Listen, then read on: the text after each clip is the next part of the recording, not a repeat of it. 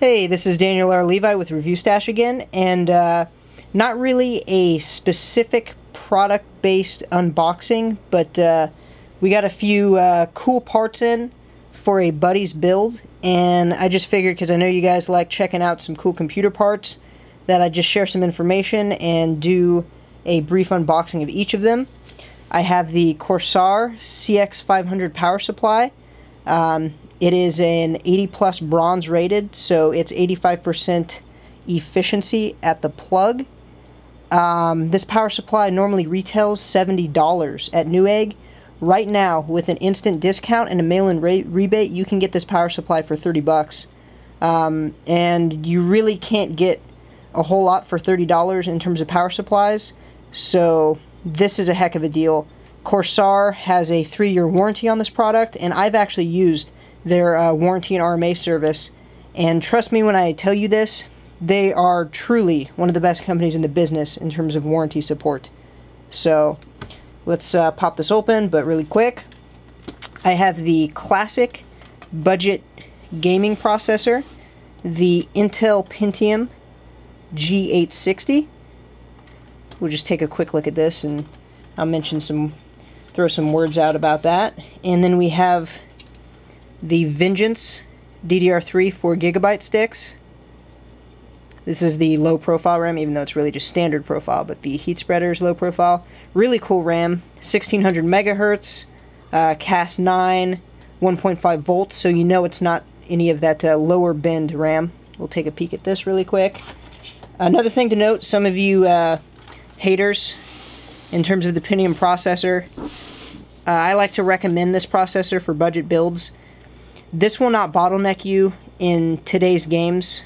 If you're at a 7850 level on a video card, you will be able to max out Battlefield 3. In a game like PlanetSide 2 even, which isn't heavily multi-threaded, you won't have an issue.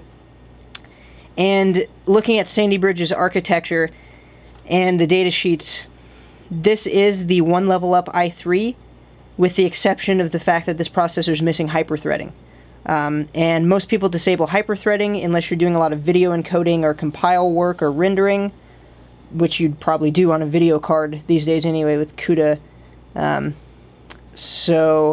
they do that because you can reduce temperature and increase the longevity of your component. And this is a 65 watt component, and unlike Ivy Bridge, which has a terrible internal heat spreader, this Sandy Bridge part runs very cool because it has a metallic solder-like thermal solution between the internal heat spreader and the core. So this is going to be great for the small form factor Q11 rig that we're putting together.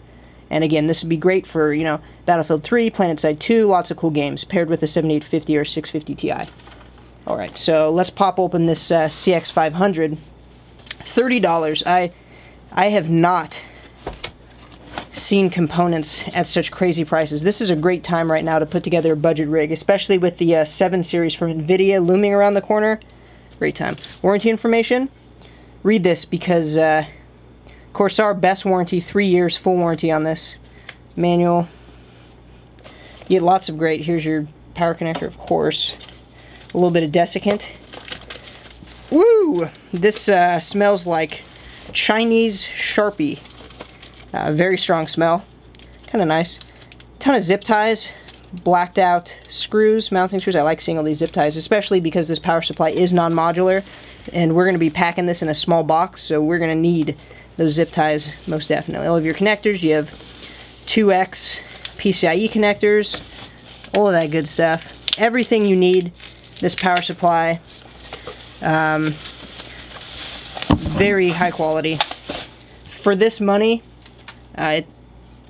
incredibly difficult to beat this. Oh, it's got a matte finish on it. Looks fantastic. Great looking power supply. There's those vents out the back. Power connector. There's that wonderful Corsair logo. Static cling on there. Nice little touches. Even for a power supply that's selling for $30, they are considered enough to include plastic cling wrap on each of their logoed components. This is a quality Corsair power supply. You're getting a $70 power supply for $30. Unless you absolutely need to have a modular power supply or you're running an SLI, all the new video cards are so power efficient that this is perfect. A big 120mm fan, probably one of Corsair's fantastic fans, great for exhaust. Beautiful power supplies. Look at all the connectors. They're all sheathed. Great power supply. Alright, let's move that aside. Alright, get the accessories out of here. Alright, now, as you've all probably seen what the current generation of processors heat spreader looks like, so I'm going to jump right to the RAM. Great deal on this RAM, $26.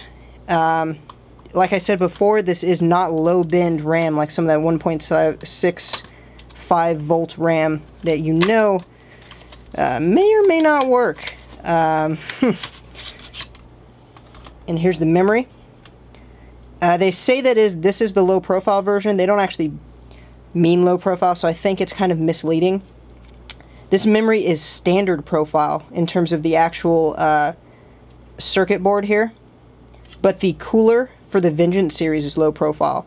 So this means that they're able to put a cool looking heat spreader on here without making the RAM extend upwards. So if you're on a small mini ITX or micro ATX type board, you will still be able to incorporate this RAM. Amazing looking RAM. It's got a nice notch design on it. Very cool. This would be perfect for a Sandy Bridge or Ivy Bridge build. You can drop in another one of these sticks later on. Supports dual channel. Great deal. And here we go. Yes, the G860, like I said before, one of the best budget processors right now. While I'm unboxing this, let me say a few things. Few more words about the G860. Okay, so it has 2 cores, but those are physical cores. Alright? Most games don't support a whole lot of multi-threading or parallelism, because trust me, it is difficult to program in a simulation environment with so many dependencies like a video game. So 2 cores is what you're going to be using for most modern games. And if you go and you look at actual gaming-oriented benchmarks, and not encoding benchmarks, not, you know, CPU-specific number-crunching benchmarks, which of course are going to be biased because if you have multiple physical cores, that's going to multiply, hopefully, in terms of the design architecture, your performance. I hope that's what it does, unless, you know, we go back to the Pentium D days where Intel was sort of cheating us.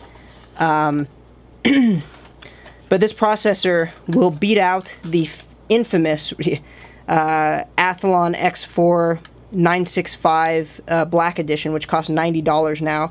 And we got this processor for $65, and it seems to regularly be going between $65 and $70, which this will absolutely wipe the floor against that Athlon processor. This will beat out the FX 4100.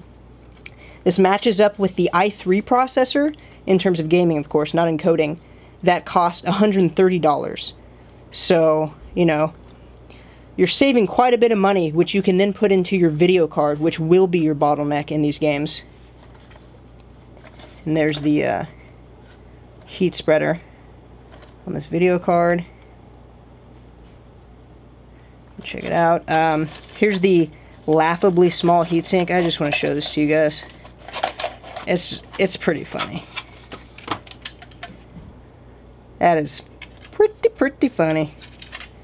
Fortunately, this part does not, it's not really overclockable. I think you can change the base clock on it and push it to 3.1 gigahertz, and that's your max. But this is a 65 watt processor, so you really don't need anything more than this anyway, although, you know, this could get a little noisy under load.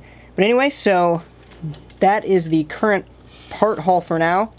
I look forward to working with my buddy to put this rig together, and once we get it complete in the very nice Lion Lee Q11 case, hope to get a video of that so you guys can see the completed build. Thanks for watching.